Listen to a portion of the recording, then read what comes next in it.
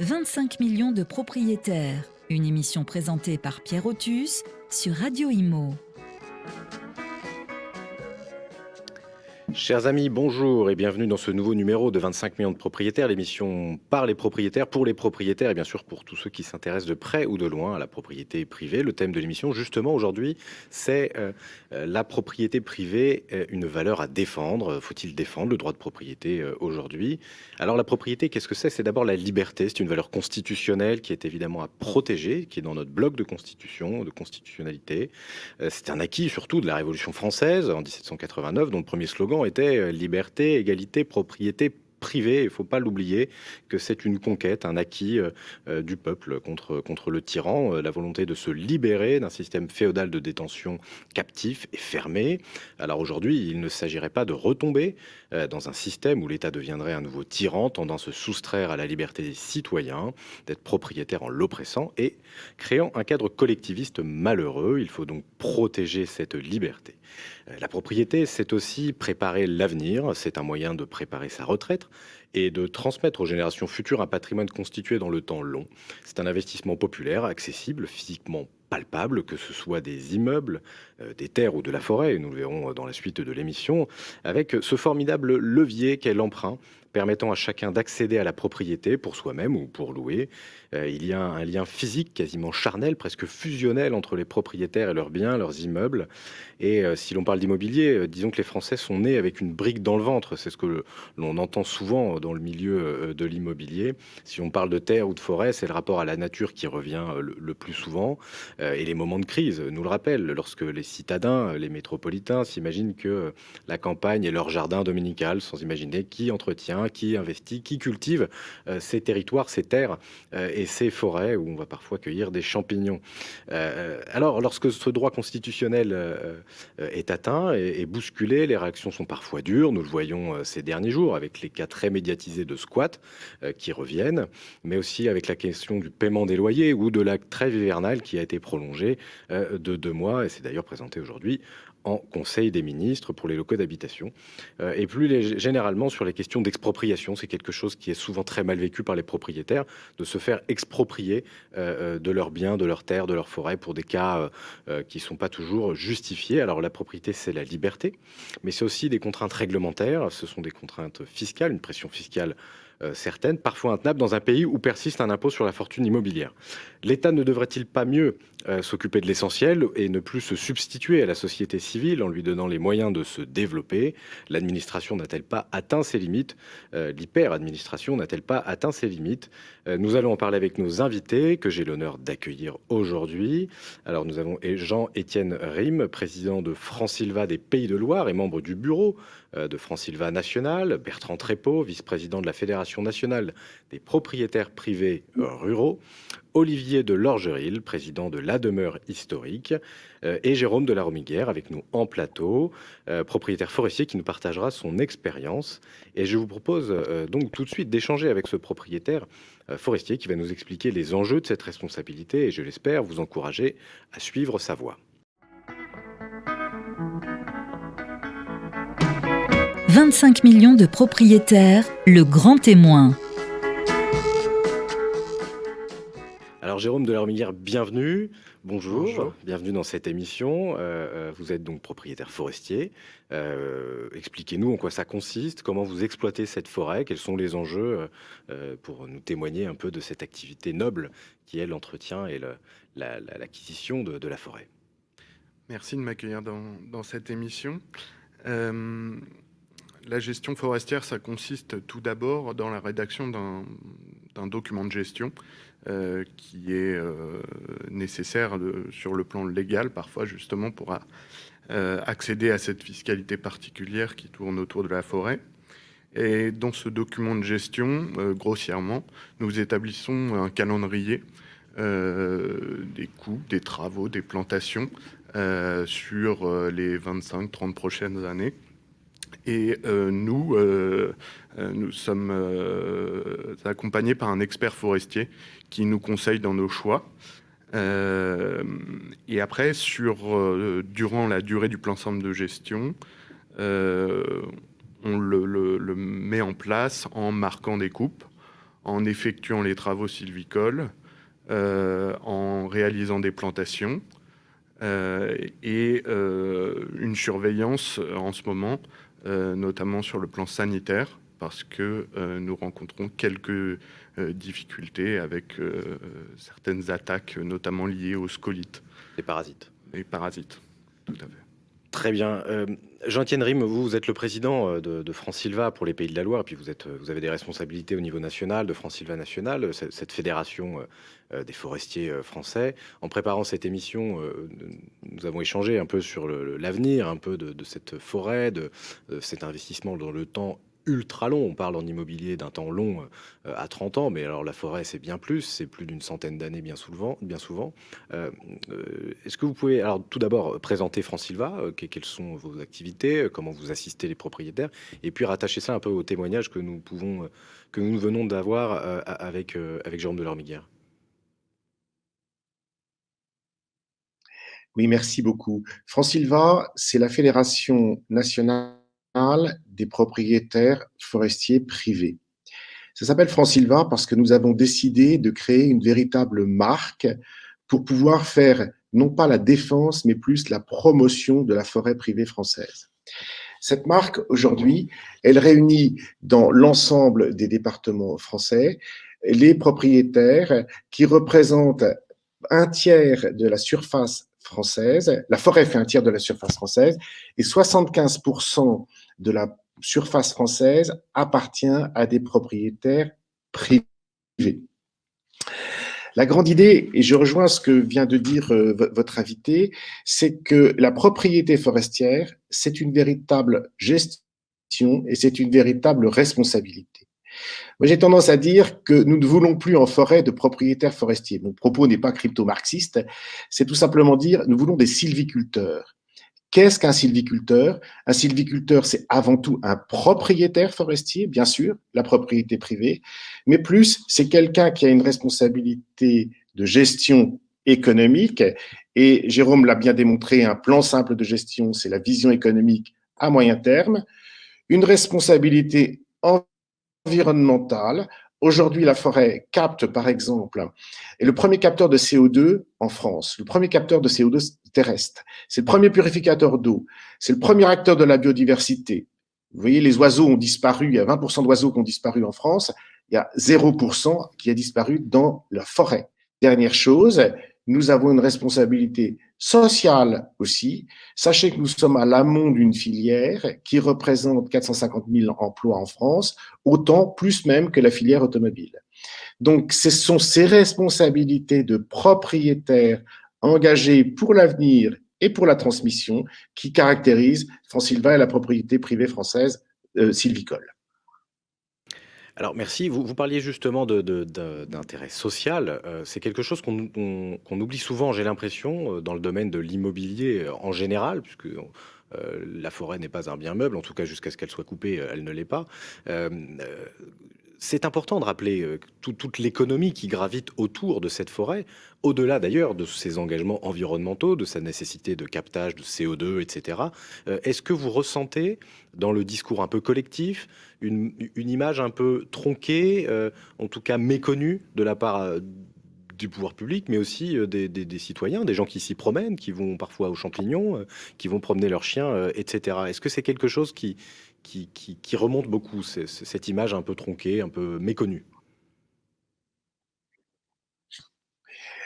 On a une vision terriblement fausse de la forêt. La forêt, vous posez la question à nos concitoyens, elle appartient à tout le monde. Et vous parliez de promener son chien.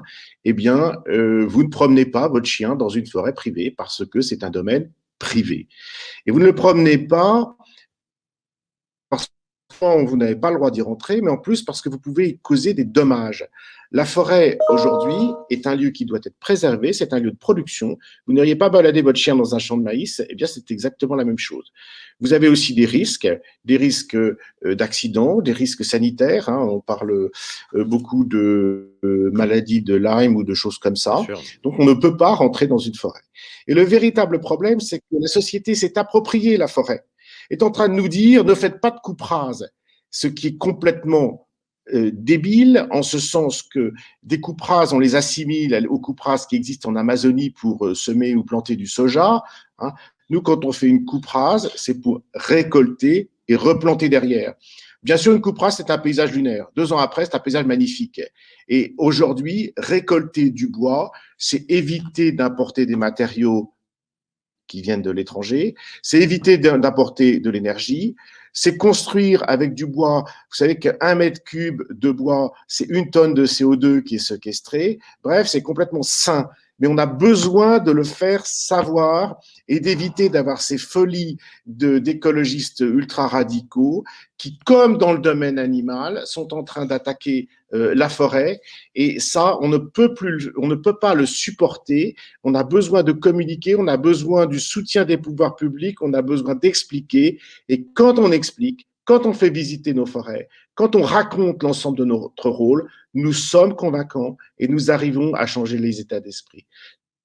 C'est vraiment important. Arrêtons de comparer la forêt française à l'Amazonie. Et la forêt française est en croissance, même si elle a des difficultés. Jérôme l'a expliqué avec la question des scolites. Aujourd'hui, nous avons des forêts entières qui sont dépérissantes pour des questions sanitaires. On a besoin de prendre les choses correctement. Et ça, les propriétaires forestiers le font et savent le faire. Alors Jérôme, justement, Jérôme de la Romiguière, est-ce que d'une part, vous avez des difficultés avec des personnes qui viennent se promener dans vos forêts? Est-ce que ce sont des choses qui arrivent? Et puis deuxième question, c'est dans l'entretien, une coupe, c'est tous les combien? Alors, s'agissant de la première question, oui, on a des promeneurs, comme tout le monde, mais je pense qu'il faut être assez ajusté. Il faut également être dans l'accueil, en expliquant que les forêts, elles sont entretenues, qu'elles sont aménagées, qu'elles sont fragiles, et que par conséquent, quand certaines personnes viennent chez nous, on leur demande de respecter l'endroit dans lequel elles sont. Et je pense qu'instaurer un dialogue de cette façon, c'est assez constructif. Ensuite, ce qu'il faut rappeler, c'est que c'est le propriétaire forestier qui est responsable des dommages corporels qui sont causés à une personne qui se balade chez lui. Donc ça, c'est quelque chose qu'il faut aussi rappeler. Et s'agissant je pense, pour terminer, je pense qu'il faut vraiment instaurer un vrai dialogue parce que dans la course à la communication sur la forêt, pour l'instant, je trouve que le monde forestier a des choses nouvelles à faire parce qu'effectivement, la population s'intéresse à la forêt et plus on leur dira c'est nous qui avons raison et vous avez tort, plus ils se braqueront. Donc je pense qu'il faut instaurer un vrai dialogue. Est-ce que vous pensez que des journées portes ouvertes de la forêt, comme on peut le voir avec les monuments historiques, on en parlera peut-être tout à l'heure avec Olivier de Lorgeril, est-ce que ces journées portes ouvertes où les forestiers pourraient être présents dans les forêts, ça existe peut-être déjà d'ailleurs, est-ce que ce serait un moyen de communiquer et d'expliquer aux gens qui sont dans un endroit privé qu'il faut le respecter et d'ailleurs pas forcément aller partout où ils veulent? Oui, je pense qu'il y a des initiatives qui existent déjà, donc c'est une chance. Je pense qu'on peut aller beaucoup plus loin. Ensuite, je pense qu'il y a différents... faut un peu diviser la forêt. Il y a déjà les forêts publiques qui accueillent l'ONF, qui représentent un quart des forêts domaniales et communales et... toutes les forêts du secteur public qui représentent quand même un quart et qui accueillent beaucoup de nos concitoyens. Et oui, je pense qu'il faut instaurer un dialogue avec les propriétaires forestiers privés. Je n'ai pas connaissance d'initiatives particulières, mais j'imagine que France Silva travaille là-dessus. Et pour moi, ça me paraît primordial pour instaurer un dialogue de confiance, pour expliquer ce qu'est une coupe rase, ce qu'est un îlot de sénescence, parce que dans les forêts privées aussi, on préserve des îlots dans lesquels on ne pratique pas de coupe, on laisse, ça existe. Il y a différentes sortes de gestion, adaptées à différents marchés, adaptées à différentes essences, différents sols. C'est beaucoup plus complexe, il faut intégrer de la complexité, parce que c'est pas un monde binaire, c'est bien, c'est pas bien. Voilà. Et pour répondre à vos questions sur les coupes, votre question sur les coupes, tout dépend de l'essence. Généralement, quand on plante un arbre, il y a plusieurs stades. On fait d'abord des coupes, des éclaircies, puis une récolte finale, et ça se fait sur le temps long. On peut distinguer essence résineuse et essence feuillue. Essence résineuse sur le temps moyennement long pour la forêt, c'est-à-dire on va prendre 50 ans. Il faut que ça puisse rentrer dans les scieries industrielles. Et puis pour les feuillus sur le temps beaucoup plus long avec des durées qui peuvent aller, ça dépend des feuillus, mais jusqu'à 100, 120 ans, C'est voire un plus. vrai temps long, c'est pas un temps spéculatif du tout. Non, c'est un temps long, c'est avenir. un beau travail parce que c'est un travail pour les générations futures et qu'on pense, voilà, c'est très positif, je trouve, aujourd'hui de penser le temps long. Bien sûr. Sans transition, Bertrand Trépeau, alors on se situe dans un domaine un petit peu connexe ou un peu différent, mais pas très loin, puisque les champs sont rarement loin des forêts. Et les vignes, puisqu'on a affaire à un viticulteur, si je ne dis pas de bêtises. Bertrand Trépeau, donc vous êtes le vice-président de la Fédération nationale des propriétaires privés ruraux. Qu'est-ce qu'on peut faire comme lien avec la gestion de la forêt, la relation alors avec les preneurs, pour le coup, quand c'est en location, ou les cultivateurs en direct, et cette appropriation par les publics de ce monde rural, de ces champs. Moi-même, fils d'agriculteur, je sais que il y a souvent des cas de gens qui habitent maintenant dans les campagnes et qui se promènent dans les champs et qui ne voient pas, qui sont semés, qui causent des dégâts assez énormes. Le lien aussi avec la chasse, de régulation de la faune, etc. Chez les propriétaires ruraux, quel est votre accueil? Comment vous fonctionnez pour vos adhérents? Alors, tout d'abord, quelques chiffres pour replacer un peu ce que représente la propriété privée rurale. Nous, on est d'abord par vocation, détenteur d'un capital foncier qu'on met à disposition, pas que, mais principalement des agriculteurs et des viticulteurs du pays pour leur activité. Et aujourd'hui, on peut considérer en France qu'il y a environ 450 000 exploitants agricoles ou viticoles pour 5 millions de propriétaires. Grosso modo, quand on présente aujourd'hui la propriété privée rurale, on dit que pour un exploitant, il y a 10 propriétaires. C'est facile à retenir. On a effectivement des lignes de force communes avec ce qui vient d'être dit concernant la forêt. Déjà, la gestion sur le temps long, le fait de travailler pour les générations futures, d'être dans une logique toujours de transmission et donc de conservation ou d'amélioration du potentiel agronomique de nos terres ou de nos vignes. Il y a aussi cette thématique d'instaurer le dialogue parce que nos champs et nos vignes, eh bien, ils intéressent de plus en plus. J'ai envie de dire pour le pire et pour le meilleur. Pour le pire, parce que des fois, on nous donne des leçons sur la façon de gérer nos biens. Et puis pour le meilleur, parce que on peut dire que ça peut aller avec une prise de conscience de l'importance de ce patrimoine et de le sauvegarder. On va dire qu'il y a un peu les deux côtés. Ça remet bien entendu, et on vient d'en parler, en cause de la communication traditionnelle de nos syndicats, qu'on a organisé avec une fédération nationale et des syndicats départementaux. Je vous en dirai deux mots, mais l'activité principale des syndicats départementaux, c'est d'aider nos propriétaires dans leur relation avec leurs preneurs, avec leurs locataires. Mais on a cette nouvelle dimension je vous disais, de communication, de changer, d'instaurer un dialogue, de pas chercher à avoir raison. Là aussi, je crois qu'on est vraiment dans le même esprit. Il faut surtout expliquer les enjeux qui sont liés à ce patrimoine agricole ou viticole. On a donc un cas particulier puisque au lendemain de la guerre et pour des raisons de suffisance d'assurer la souveraineté alimentaire du pays, eh bien la relation que nous avons avec nos locataires, eh bien se passe à travers le statut du fermage, qui est un statut qui va d'ordre public, qui va limiter la liberté des co-contractants sur la durée du bail, sur le montant du loyer et surtout sur les conditions de renouvellement ou de reprise. Donc on a quand même un cadre qui est toujours très rigide, et c'est bien pour ça qu'aujourd'hui on a pas mal de discussions avec les pouvoirs publics pour dire ce cadre il date d'après-guerre, l'agriculture elle a beaucoup changé, probablement que pour maintenir une relation et un équilibre entre propriétaires et locataires, il faudrait amender 2-3 choses. Voilà pour le cadre général de notre action. Alors c'est intéressant parce que vous parlez de patrimoine, et ça me fait une transition toute faite et on reviendra sur la propriété rurale dans un deuxième temps bien sûr, avec Olivier de Lorgeril. Votre association, votre fédération, la Demeure historique, en 2 mots, qu'est-ce que c'est? Et comment vous vous inscrivez, dans la pérennité du patrimoine? Comment vous aidez les propriétaires, j'imagine de monuments historiques, à pérenniser ce patrimoine, ce qui est assez lié à l'activité qu'on a nous, à l'UNPI, l'Union nationale des propriétaires immobiliers, dans la préservation du patrimoine, en faisant des travaux, en entretenant. Mais là, on se situe moins dans une relation locative nécessairement. Alors tout à fait, je souscris tout à fait à ce qui a été dit par les précédents intervenants. Donc très rapidement, la Demeure historique est une association ancienne nationale qui regroupe à peu près 3000 propriétaires gestionnaires de monuments historiques privés. Donc, petit point, les monuments historiques privés sont des monuments qui sont donc protégés au titre de la loi, ce qui donne un certain nombre d'obligations, notamment fiscales.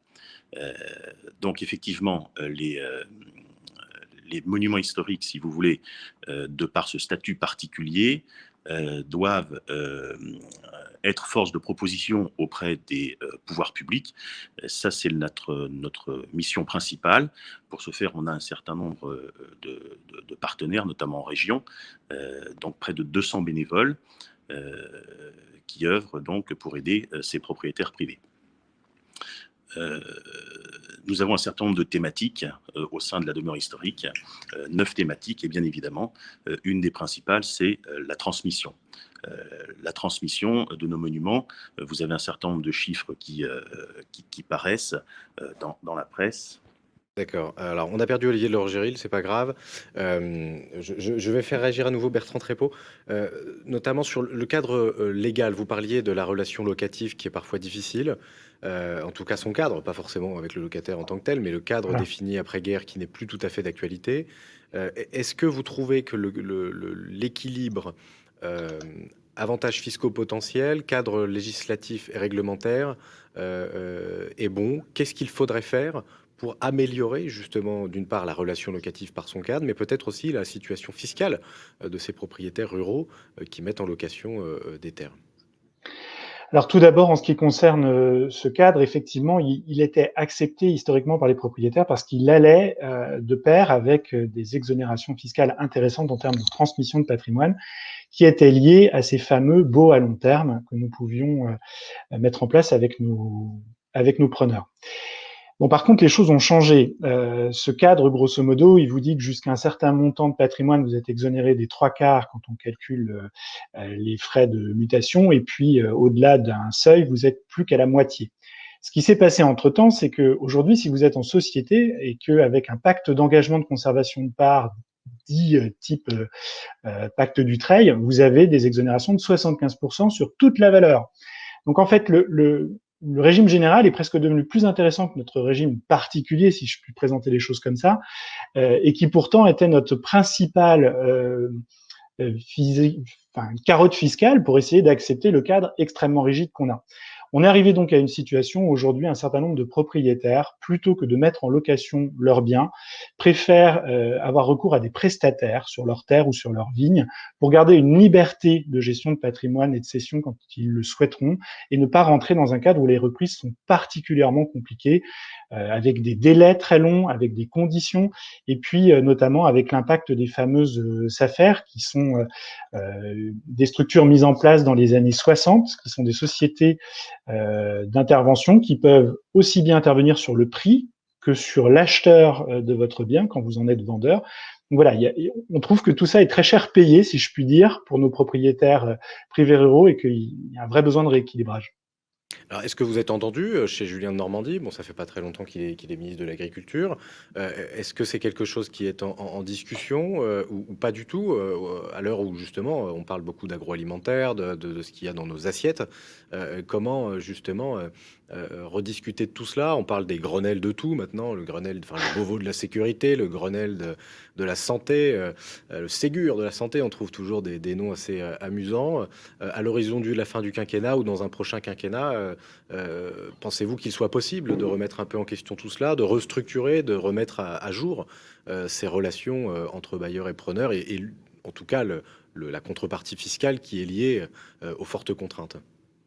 Pour le moment, on n'a pas vraiment de bonnes nouvelles. Il y a eu 3 choses pendant le quinquennat. Une première qui était un projet de loi foncière vraiment ambitieux, qui a fini pour le moment à l'état de projet et qui n'est jamais abouti et été traduit réellement en termes de loi, avec une vision, si je puis dire, à 360 de la situation pour pas uniquement prendre des petits bouts de la lorgnette sur tel ou tel point de la gestion du foncier rural. Faut savoir bien entendu que le foncier, on parlait de la forêt qui, en comparaison avec l'Amazonie, déclenche certains fantasmes. L'agriculture, avec cette vision de terre nourricière et la prédation des Chinois, déclenche aussi sa part de fantasmes. Et donc, du coup, on a une loi foncière qui est restée dans les cartons. On a eu un projet de loi sur l'aménagement des beaux ruraux qui nous semble plutôt intéressant, mais qui pour le moment n'aboutit pas. Et puis, on a une loi surprise qui est arrivée la semaine dernière et qui, elle, ne nous va pas du tout, qui est plutôt dans le sens d'aller rajouter encore plus de contrôle parce qu'il y a une véritable méfiance par rapport à la gestion de la propriété et notamment à travers les sociétés.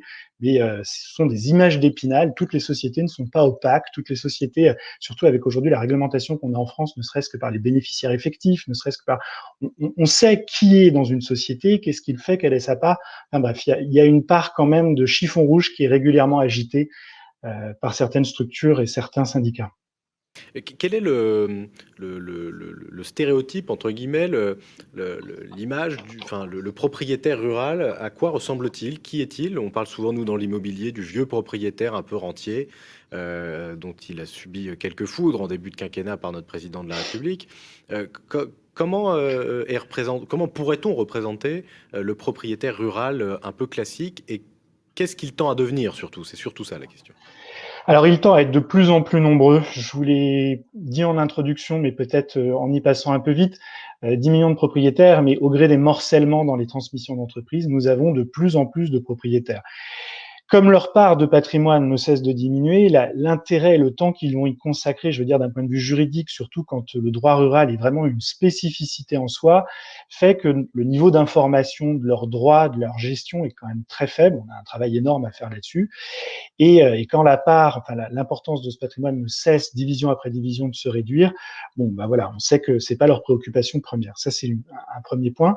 On a 2 types de propriétaires. Le propriétaire, le portrait robot unique n'existe pas vraiment. On va avoir le propriétaire pure souche, si je puis dire, qu'on va traiter de rentier. On a les mêmes cas que dans l'immobilier avec la même image d'Épinal. On va trouver ça sur la façade ouest du pays pour des raisons historiques, mais je vous dis ça de manière très synthétique. Et sur la façade est, on va avoir plus des propriétaires exploitants. Moi, c'est mon cas, j'ai 40 ans, je suis propriétaire de vignes, propriétaire de terre, et je suis également vigneron.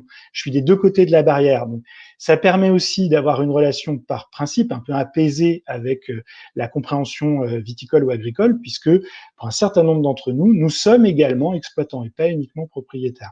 En ce qui concerne l'âge, je vous admets quand même qu'à 40 ans, je suis le plus jeune des présidents de syndicats départementaux. La plupart, c'est une problématique qui va arriver plutôt en fin de carrière quand on a soi-même hérité de ses parents. Alors justement, l'âge des propriétaires, de manière générale, pose toujours la question de la transmission, de l'héritage, de la transmission de ce patrimoine et au passage la préservation. Il y a dans certains cas des morcellements, dans d'autres cas des achats un peu sauvages par des investisseurs extérieurs, entre guillemets, ou même extérieurs au pays. Vous parliez des Chinois.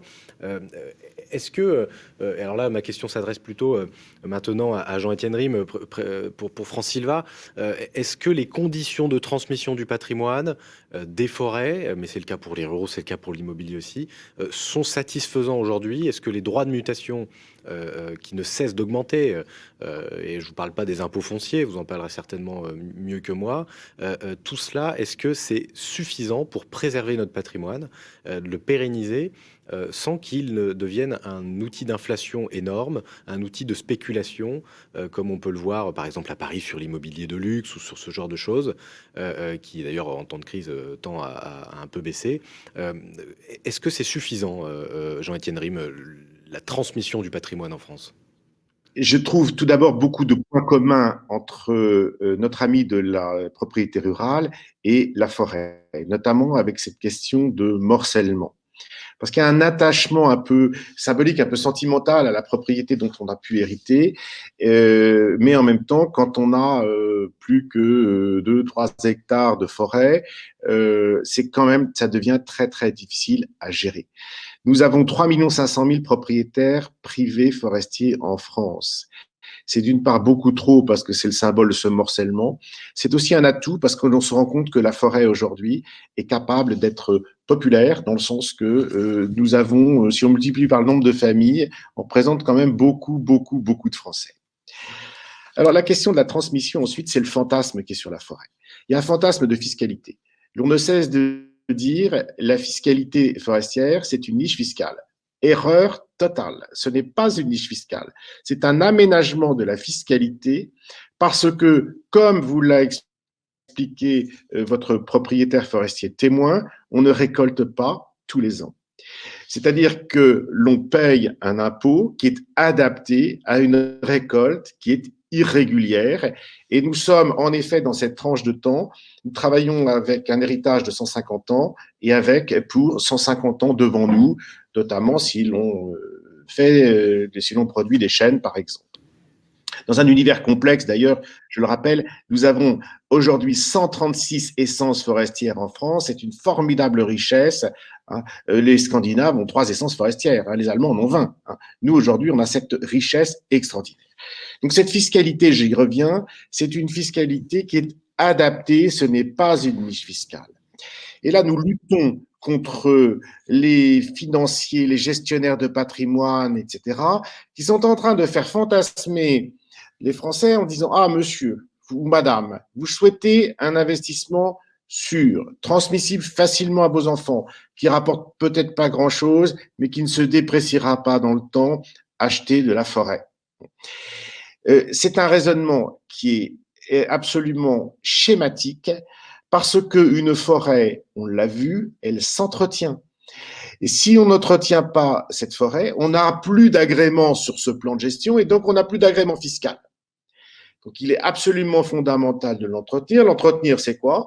C'est assurer un équilibre sylvo-cynégétique. Il y a des endroits où on a trop d'animaux, on a trop de gibier. C'est assurer des coupes, des travaux, etc. Il y a tout ça qui doit être envisagé. Donc aujourd'hui, la forêt, elle est probablement surévaluée parce que vous avez des gens qui ont ce fantasme fiscal ou aussi le fantasme de retrouver la nature, et on trouve la même chose sur la propriété rurale, sans imaginer que derrière c'est un travail considérable et qui se fait tous les ans. Et puis, derrière ce fantasme, on a tous les fantasmes écologiques, etc., qui font que nous avons, trop régulièrement d'ailleurs, des associations environnementalistes qui souhaitent acheter des forêts et les gérer un petit peu comme les associations animalistes ont géré des zoos, notamment en Bretagne, de façon absolument calamiteuse. Et puis, nous avons les grands institutionnels qui achètent des grandes forêts, parce que c'est un placement pour les assurances, les banques et compagnie. Bon, ça, c'est un choix. On comprend les propriétaires qui cèdent quand ils ont besoin de céder, notamment lorsque la famille est trop nombreuse et que l'on ne sait pas rendre liquide les parts forestières. Là, nous travaillons chez Fonsilva sur des instruments pour garder une propriété familiale. Et familiale, c'est important parce que familial, c'est un attachement des hommes, des femmes, des familles à la terre, à la forêt. Et plus aujourd'hui nos jeunes s'y intéressent, plus on va bien travailler. Dans ce sens, nous avons d'ailleurs créé une association de jeunes sylviculteurs qui s'appelle Forestsphère. Ce sont les sylviculteurs qui ont entre 18 et 40 ans, qui se réunissent à Paris, à Nancy, à Bordeaux, à Nantes, pour comprendre la sylviculture et aussi partager des bons moments, parce que ça se finit toujours par une bière et un plateau de charcuterie, et je pense que la convivialité fait aussi partie de la forêt.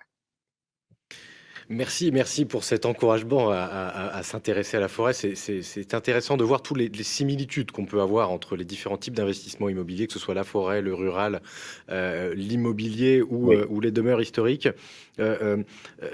La question de la transmission et des véhicules de transmission, je voulais poser cette question à Olivier de Lorgeril. comment transmettre aujourd'hui dans une famille, puisqu'on parlait d'attachement familial, et il y a quelque chose d'affectif, effectivement, à cette possession immobilière. Par quels moyens peut-on préserver la transmission des châteaux, des demeures historiques, etc., d'une famille? Est-ce que c'est des SCI? Est-ce que ce sont des SARL? Ou est-ce qu'une indivision bien organisée suffit? Est-ce que vous pouvez nous éclairer un peu sur ce point?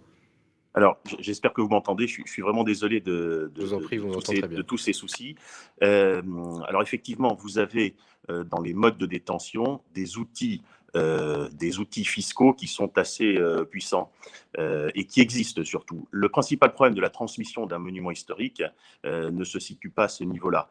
C'est une problématique effectivement principalement psychologique et économique.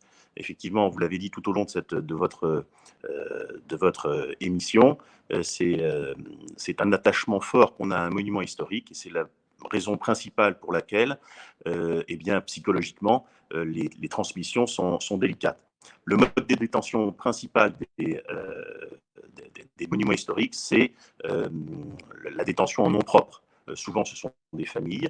Vous avez un outil puissant, c'est bien évidemment c'est la SCI, parce que ça permet effectivement d'étaler les successions dans le temps et de faire en sorte que psychologiquement les familles puissent s'adapter. On va poursuivre donc sur cette thématique de la propriété. Je vais refaire un dernier tour de table pour faire le point sur est-ce que dans nos domaines respectifs, et je vais demander à notre grand témoin d'aujourd'hui, est-ce que vous pensez que la propriété privée, de manière générale, est menacée en France? Est-ce que ces attaques se redoublent? Est-ce qu'il y a un danger sur la propriété, que ce soit dans sa transmission, dans sa réglementation, dans sa fiscalité? Jérôme, vous pensez qu'il y a quelque chose d'alarmant, d'intéressant, en tout cas un sujet sur lequel il faut travailler et davantage communiquer pour faire taire les fantasmes liés à la propriété privée? Pour moi, le point de vigilance, c'est de troquer le tangible contre l'intangible. Donc la propriété foncière, les immeubles, etc., contre des actions volatiles sur des marchés, etc. Je suis assez surpris et j'aurais fait l'inverse de voir la suppression de l'ISF et l'apparition de l'IFI. Donc on détaxe l'intangible et on continue à taxer le tangible. Moi, c'est quelque chose qui me surprend. C'est plus facile à taxer, ça s'en va pas à l'étranger. Tout à fait. Et donc c'est quelque chose qui me surprend. Concernant la forêt, donc mon cas, je trouve que c'est une fiscalité qui, comme ce qui a été dit, c'est adapté au temps long. C'est-à-dire que elle se justifie. C'est pas une niche, et ça faut vraiment le rappeler. Pourquoi 3/4 d'abattement? Parce qu'il y a 3/4 de bois et 1/4 de fond, de sol. Donc voilà, le propriétaire forestier paye le forfait cadastral tous les ans. Et il n'y a pas de raison que lorsqu'il coupe son bois, il paye encore des impôts sur le fruit de sa récolte. Et il n'y a pas non plus de raison de payer des impôts sur les successions, mais aussi sur l'IFI, sur tout ce qui est, enfin sur le bois.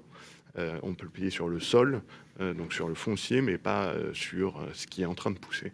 Donc la fiscalité est quelque chose de prégnant, mais c'est vrai qu'en France, on a toute cette habitude de taxer les taxes. C'est le cas avec la CSG sur les revenus locatifs de privés. C'est vrai qu'en France, on a ce génie fiscal qui nous permet de taxer tout ce qui existe. Et quand il y a des nouvelles choses qui arrivent, on s'empresse de le taxer absolument pour le faire taire. Donc effectivement, la fiscalité est un point important de spoliation, entre guillemets, pour prendre des grands mots, sur la détention de la propriété privée. Jean-Étienne Rime, même question. Est-ce que la propriété privée est en danger? Est-ce qu'il faut la protéger davantage? Est-ce qu'il faut davantage parler à nos élus pour leur expliquer que la propriété a une importance indispensable dans la structure de notre société et dans sa stabilité? Sur les questions forestières, nous avons une attaque relativement nouvelle et véritablement inquiétante. c'est l'attaque de certains environnementalistes qui considèrent que la forêt est un bien commun. Nous avons eu en 2020, à ma connaissance, au moins 7 rapports sur la forêt, dont un signé par des organisations qui, par ailleurs, font un travail remarquable. Et on travaille bien avec les environnementalistes. Je n'ai pas de grief majeur sur les gens qui font leur métier correctement, mais qui considèrent que la forêt est un bien commun. Et si la forêt est un bien commun, c'est une dénégation complète de la propriété privée. On ne peut pas accepter cela. Nous avons des fonctions économiques, environnementales et sociales liées au bois. Nous avons aussi d'autres fonctions que nous assurons totalement gratuitement, et on les assure bien. La biodiversité, par exemple, est une notion qui, aujourd'hui, prend toute sa dimension, et on a de plus en plus de sylviculteurs qui sont concernés, intéressés, formés sur ces sujets-là. Alors, laissons la responsabilité aux propriétaires, aux sylviculteurs tels que je les ai définis, c'est-à-dire des propriétaires responsables, engagés et avec une vision d'avenir, et laissons-nous gérer ces forêts. Si ces forêts sont gérées par des environnementalistes, on va arriver à des catastrophes. Et on se rend compte, lorsque vous avez des départements qui achètent des forêts, pourquoi pas, pourquoi pas, mais comment est-ce qu'elles les gèrent? Elles les gèrent a priori justement pour faire des réserves naturelles, etc., avec énormément de difficultés. Ça coûte beaucoup plus cher parce qu'il faut beaucoup plus de personnel. Ça a des résultats qui sont moins bons parce qu'il n'y a pas obligatoirement cette vision moyen terme. Et aujourd'hui, on perd donc cette notion de propriété. Et je reviens à ce que disait votre grand témoin. Nous voulons être complètement propriétaires, mais nous sommes des propriétaires ouverts. L'ouverture des forêts, nous l'organisons chez France-Sylva avec, par exemple, la journée internationale de la forêt qui a lieu au mois de mars. Il y a beaucoup de forêts privées qui sont ouvertes. Et pardonnez-moi de prendre un exemple contemporain et personnel.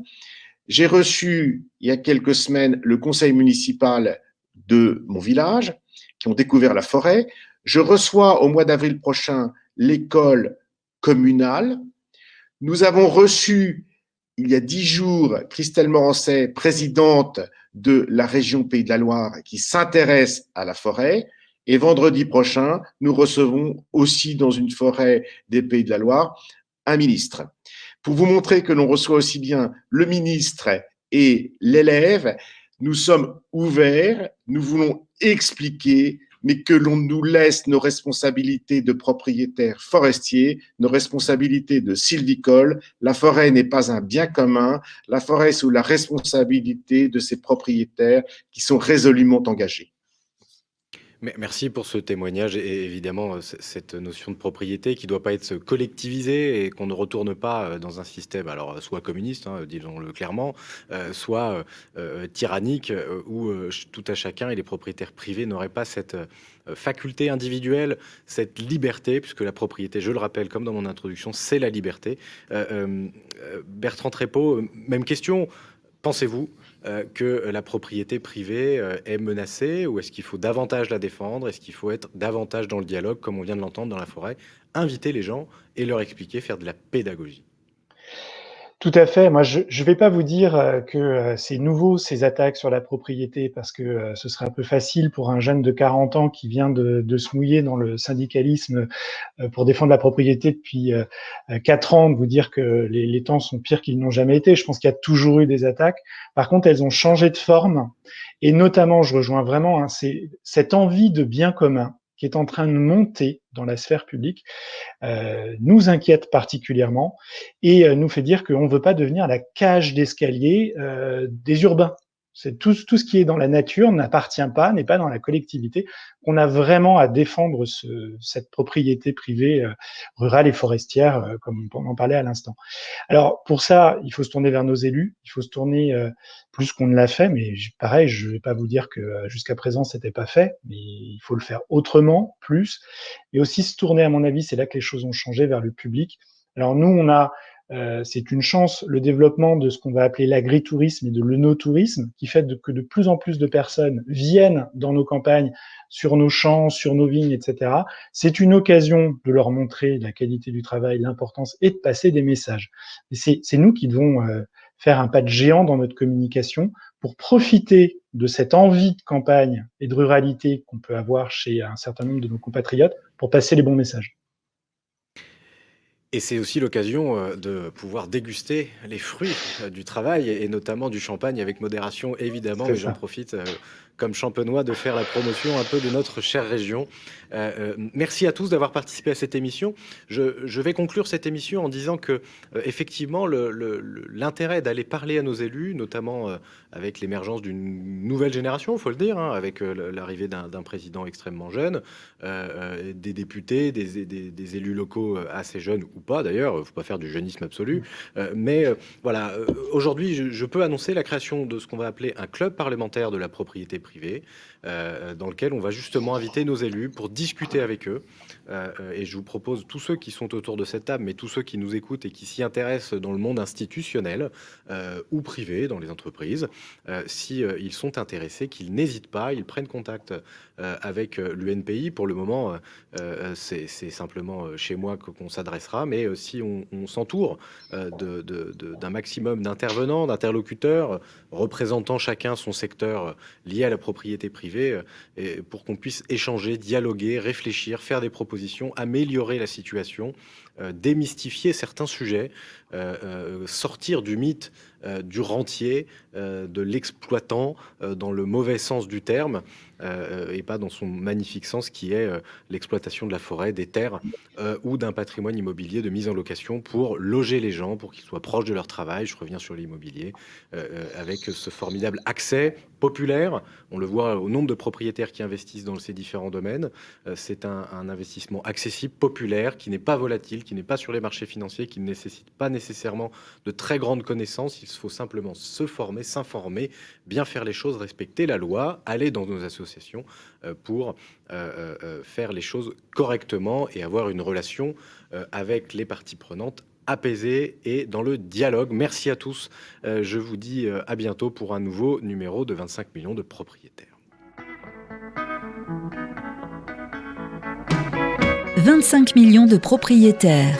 Une émission présentée par Pierre Othus, à réécouter et télécharger sur le site et l'appli radio.imo et sur toutes les plateformes de streaming.